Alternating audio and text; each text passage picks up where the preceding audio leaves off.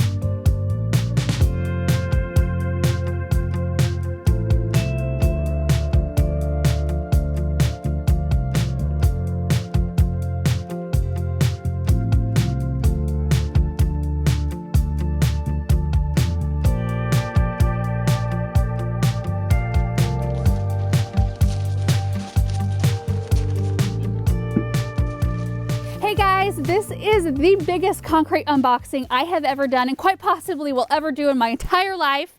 And I'm super excited to give you a tour through all the things that we got. So I've got a group of them right here and then also kind of a pile over there. So these are all from Unique Stone, which is a small concrete company out of North Carolina and one I have admired for a very long time. In fact, I showed you a few of their pieces last year. I got the Esplanade urns, which are on our west side, and the new garden, and then a couple of other urns called the English floral urns that I love. My parents have been carrying their stuff down at the garden center for a lot of years, and that's kind of how I was introduced to them. So I do want to give them a huge thank you because you guys, they gave us a screaming deal. I mean, we still paid for part of it. We've got some skin in the game here, but they gave us a great deal. That's why we were able to get so many pieces this year. And we figured, like, this is a really good investment in what we do because the more containers we have, the more we can show you guys, the more projects we can do. So anyway, this was actually the bulk of the order right here. These are called the extra large jumbo Jardin Ear, and we'll go ahead and pop all of the sizes up on the screen as well as the names, and then they will be linked below as well, so you can go check them out if you want to. These are available in a lot of different sizes. Like, I think the biggest one you can get is 3 feet tall and 5 feet wide, like giant. But the thing I like so much about Unique Stone, and there are a couple concrete companies I like, and Unique is one of them, is the finishes that they have. Like, the way their concrete looks has an aged look to it already. Like, it's not shiny and bright. Like, it's understated beauty to me. And Unique Stone specializes in historical reproduction pieces like Biltmore Estate and some other beautiful collections. And that's just one of the things that has drawn me in that I really love about them. So we have 14 of these. We are replacing our crescent self-watering containers that we've had along the fence line for the last 3 years with these beautiful containers. And the reason why we're doing that, so the first off, we started with those crescent containers, which I do have bulbs planted in now, because that fence line, we didn't really have any water set up over there, and we thought self-watering would be great, and it was, and that's how we used them for the first 2 years. And then last year we went ahead and ran drip into the reservoirs because we were still having to go out and fill the reservoirs once a week, and we thought, well, we could just run drip into the reservoirs and go out there and turn them on. So since we ran the drip, we thought, well, we could just go ahead and replace them with something that I like the look of a little bit better. So that's where these are going, and we're going to move those over there today so you guys can have kind of a visual of what it might look like. And I have all the plants ordered for these pots. I'm so excited about it. So now let's look at these. Look at all of these beautiful things. Now, these are not all mine. Like these right here, this is called the Rose Rim Planter, and I do have 3 of these here already that I've showed. I think I've showed them in videos before. I planted some caladiums in them. These are actually for the multi-day garden answer gathering event happening here the first weekend in June. There's a small succulent project that we're going to be working on, the attendees will be working on. So that's what this whole pile is for. These I'm not keeping personally. And these right here are called Gothic pot risers. Aren't these the most beautiful things? So, like, I find myself with some pretty large containers around here, and oftentimes I want a way to bring them up off the surface of the ground so that I can, one, run drip underneath without the drip being pinched or crimped on the ground. And I can't put big heavy containers up on little tiny terracotta pot risers, which is what I have here. So I saw these in their catalog and I thought, oh, I need to have these. So I ordered 12 of these so I could pop 4 large containers probably in our gazebo up on, and so I can have the ability to run drip easily. And you'll notice that I have ordered these mostly all in the same color. It's called aged stone, and the reason I like that finish so much is for 2 reasons really. 3 reasons. 1, it's my favorite. I like the natural look of it. 2, it doesn't scream at you as much. So it allows me to get away with putting a little bit more concrete in my garden. If I was using a lot of different finishes and colors, it might be a little bit too much for your eye. And I try to be really careful about not overdoing it. So these allow, like this color allows the plants to really shine so that when you look, you see the beautiful container, but you also see the beauty that's inside it. And 3, we have hard water, which as you know, leaves a white deposit on things. Not as bad as when you don't have drip. Like if all of these containers have a hole like up through the center, even through the pillar bases, so I can run my drip tube up through it and all the water like is contained inside the container, and then it drains out the bottom. So I don't deal with hard water as much because we have the ability to run drip. But even if like sprinkler water happens to hit one of my pieces, you get that white film. This finish doesn't show it as bad. And the only piece that I ordered in a different color is this one right here. Let me stand kind of behind it so you can see, like, I'm almost 5'4" for scale here. This is called the Galloway Urn. It's 47 inches tall, and this is the color Ancient Age. And I thought that this would be a fun one to try. It's going to be the only piece of concrete in the area I'm putting it. It's going to be kind of the standalone, beautiful vista that your eye is going to be drawn to, and I thought it would be fun to just try a different color. And this is a definite statement piece. And it does have a hole, like it has a pipe, a metal pipe all the way to the bottom, so I can run drip still up through the bottom of this container into the reservoir. So that makes me very excited. But this is going out in the garden in an area, a brand new area we're doing this year. Right here, this is called the Huntress Plaque. We've had this one down at the garden center before, and I have just looked at it and admired it for so long. I thought it'd be fun to put this up in the sun porch or like by one of our entryways. Russell, they're such a pill. But I just love it. I love that it looks like you really have to study it. It's got a lot of detail in there, and it's actually not, I mean, it's heavy, it's concrete, but it's not as heavy as you would think.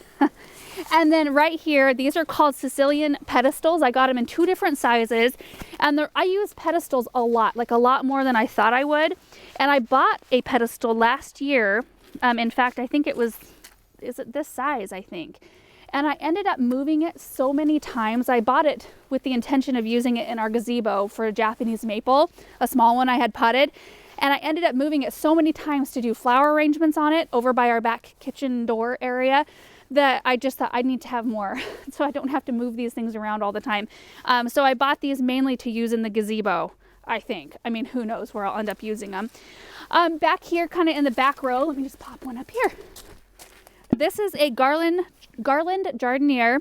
I can't remember the size, but we'll put it on the screen. I have 2 of these already in a large size that we planted up with spirals, juniper spirals last year, and super bells, and they're actually near our chicken coop. I can see them right now. And I just thought it would be fun to get a bunch of smaller ones. So I did get 10. You can see here on the ground, there's several of them here.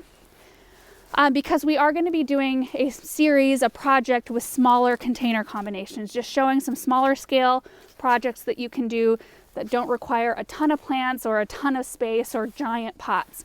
And I've been using the same containers for years and years, and it's just fun to have some beautiful containers to kind of highlight our plants. Right here, we've got a large English urn right here.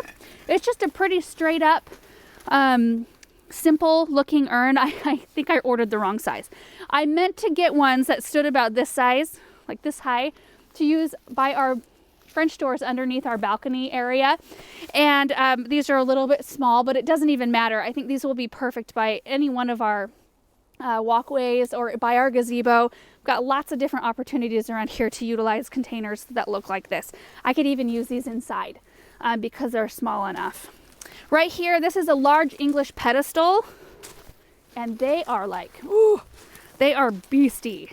They've got a big giant hole up through the center, but they are really thick walled. I really like to have, I ordered 2 of them, and I just wanted some more pedestals around. I'm not going to necessarily use it like this with this pot. I mean, that's one option, but it gives you the ability to get some height in flower beds because these are so thick and sturdy. They last forever and ever, and I can tuck them easily into flower beds where I might need a little something. I did that last year. We put not this exact pedestal, but a similar pedestal in one of our flower beds, and I put a pot on it with a yucca and some dichondra silver falls, and it was beautiful, and it just adds that little bit of extra touch without being a giant piece of concrete or a fountain or something like that. This one right here is called the Twain Jardin Ear. This I bought with the intention of using by our gazebo area because I needed something that wasn't huge but still had a lot of interest to it, and I think that these are absolutely beautiful. Like, I stand back and I look at the design on these pots, and I think that they're so pretty. I'm excited to plant these up. And the last pieces are right here. These are big.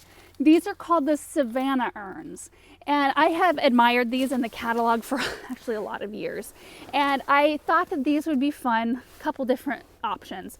Either just as they are on the ground, maybe flanking our brick walkway that comes out on the end of our west side garden, because I don't have any pieces down there yet. Or, and this is probably out a few years, but I thought, wouldn't it be beautiful if we had some brick, like sturdy brick columns kind of built by the entry of our property and had these up on the columns? Like, wouldn't that be a beautiful kind of stately entrance kind of piece with beautiful flowers filling them, spilling over the edges? Either way, like, I could put nothing in them and I would enjoy them just the way they look right now. So those are all the pieces that we got in, and I can't tell you how excited I am and how thankful I am for Unique Stone giving us a deal on these. Now, if you are interested in anything like this, they don't sell retail, like you can't get pieces from their website, but they have a locator on their website, so you can go in and plug in the zip code, your zip code, and it'll show you the nearest retailer to you. Like, if I put in my zip code, it would show me that my parents' garden center, Andrew Seed, sells their pieces. And if you have a garden center that you really like, that doesn't sell these, you can always tell them, like, hey, if you're looking for a new concrete company, better check this one out. They've got some really beautiful pieces. So anyway, we're gonna go move all of these pots right now along to our fence line so you can see what they look like.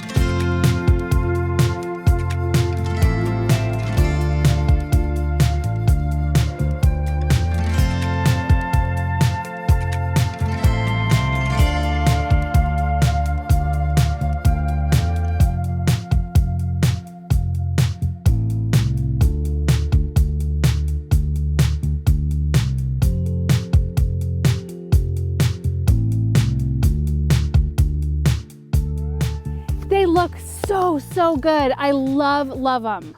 Now, I did decide on doing containers that had a little bit more of a simplistic design on the side, just because I knew we were going to have so many of them pretty close together, that I think if I went with something more decorative, which is my natural bent, like I usually want to do something that's pretty ornate, but I think that that would have been too much in this space. That's just my opinion.